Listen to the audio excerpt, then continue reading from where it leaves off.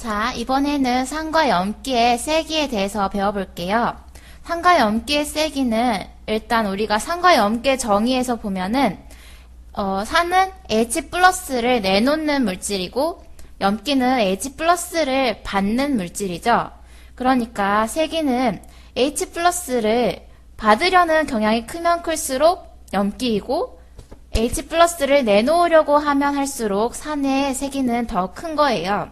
그래서 예를 들어 보면 HCl 그리고 H2O가 반응해서 하이드로늄 이온과 Cl 이온이 생성되는데 여기서 HCl은 H+를 내놓았으므로 HCl은 산 그리고 H2O는 H+를 받았으니까 염기. 또 여기를 거꾸로 생각해보면 H3O+가 H+를 내놓았을 때 H2O가 되니까 H3O도 산, O+는 산, Cl-는 H+를 받아야 HCl이 되니까 염기가 되죠.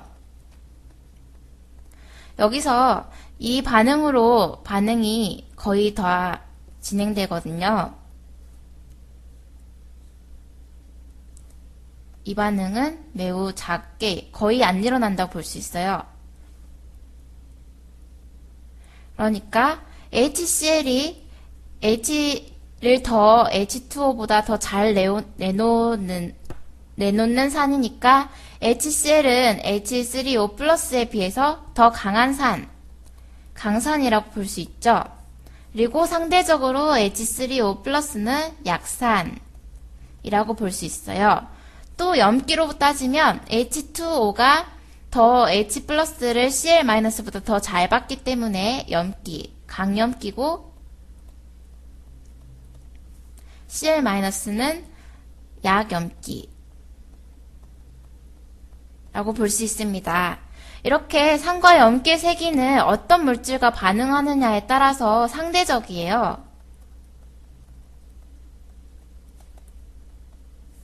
이렇게 상대적인 세기지만 일반적으로 우리는 H2O, 물을 대부분의 용매로 사용하기 때문에 H2O를 기준으로 우리가 산의 세기를 나누어 보았어요. 그래서 산과 염기의 몇 가지 세기를 확인해 볼게요. 이쪽으로 가면 갈수록 산성이 증가하고 반대로 이쪽으로 가면 갈수록 염기성이 증가해요.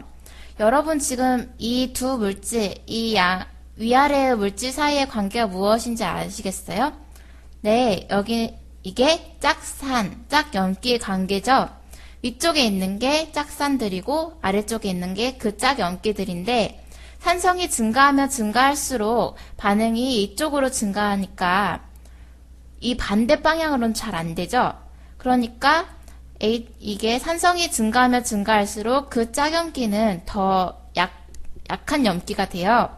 그래서 강산의 짝염기는 약염기 라는 사실 또한 여기서 알 수 있죠. 그리고 그래서 이쪽으로 가면 갈수록 산성이 증가하고 반대로 이제 이쪽으로 가면 갈수록 산성이 약하니까 그만큼 그 반대 방향이 더 강해지겠죠. 그래서 그 짝산이 NH3는 약산, 거의 사실 염기라고 볼 수 있고 이제 거기에 이온화된 NH2-의 경우에는 이쪽으로 반응이 더 잘 가니까 강한 염기가 될 수 있습니다. 또 물이 거의 기준인데 물보다 매우 이온화를 잘해서 물에서 거의 100% 물 안에 들어가면 H+로 모든 물질이 해리되는 산들 여기 지금 HI, HBr, HCl, H2SO4 여기까지는 강산이라고 불러요. 우리가 강산이라고 부르면 이제 방금 앞에서 봤을 때 어떤 반응에서 어떤 두 물질이 있을 때, 두 물질이 반응할 때 어떤 게 강산이다, 약산이다 이렇게 말할 수 있는 것도 있지만 여기서는 또 우리가 일반적으로 강산이라고 하는 거는 물에 들어갔을 때 100% 이온화가 되는 물질들을 강산이라고 불러주는데, 이 물질들을 강산이라고 불러주고 100% 이온화가 되지 않는 이 나머지 물질들은 우리가 약산이라고 불러줘요.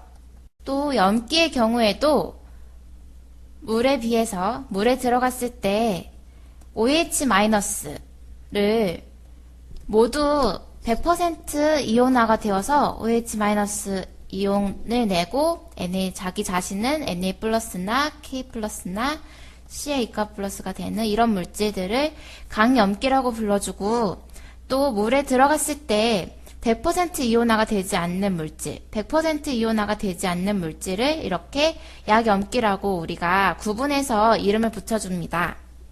이렇게 산과 염기 세기를 말할 때는 이온화도라는 개념이 생기게 돼요.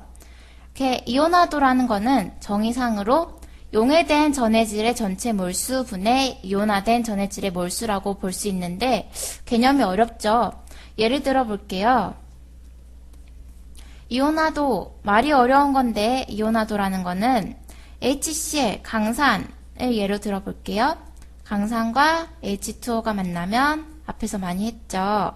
H3O+, 하이드로늄 아이온이 되고 Cl-, 염화 이온이 생성돼요. 이렇게 이온화라는 거는 이온들이 되었다는 뜻이죠. 이온이 되었습니다 라는 뜻에서 이온화라고 말하는데, 이온화도, 어떤 정도를 뜻하는 거를 말해보면, 이제 용해된 전해질의 전체 몰수라고 했는데, 용해는 물에서 녹았다, 아니면 물이 아니거나 다른 용매에 녹았다는 거를 용해라고 말하죠. 그리고 전해질이라고 써져 있는데, 이 전해질이라는 거는 이렇게 HCl 같은 어떤 물질들을 얘기하는 거예요. 그래서 이 전해질의 전체 몰수, 용매라는 의미도 되겠죠? 전해질의 전체 몰수, 예를 들어보면 HCl이 10개에 들어갔다 하면은 용해된 전해질의 전체, 여기는 몰수라는 또 특별한 개념이 있지만 우리가 그냥 개수로 볼게요. 신몰 10개가 들어갔다 했을 때 이온화된 전해질의 몰수, 앞에서 HCl이 강산이라고 했죠. 강산은 모두 이온화가 된다 했죠. 그래서 10개. 이 HCl이 이 10개가 모두 H2O에 녹아서 이온화가 되는 거예요. 그래서 이 HCl 모두가 이온화가 됐으니까 이온화된 전해질, 이온화된 HCl의 몰수도 똑같이 10개죠. 이렇게 1. 이것처럼 강산, 강염기는 앞에서 물에 들어갔을 때 모두 100% 이온화가 되는 물질, 이온화가 되는 산과 염기를 강산 강염기라고 얘기했으니까 강산 강염기의 이온화도 알파는 모두 1이 돼요. 그러면 강산 강염기가 아닌 다른 물질을 봐볼까요? 강산 강염기가 아닌 물질 중에서 앞에서 보면은 우리 아세트산이라고 부르는 산이 있어요. 아세트산의 화학식은 CH3COOH. 이 아세트산이 물에 녹으면 CH3COO- H3O+ 이렇게 되는데, 이게 한 10개 정도 들어갔다 했을 때 아세트산 이온으로는 한 2개 정도 생성된다고 예를 들어 볼게요.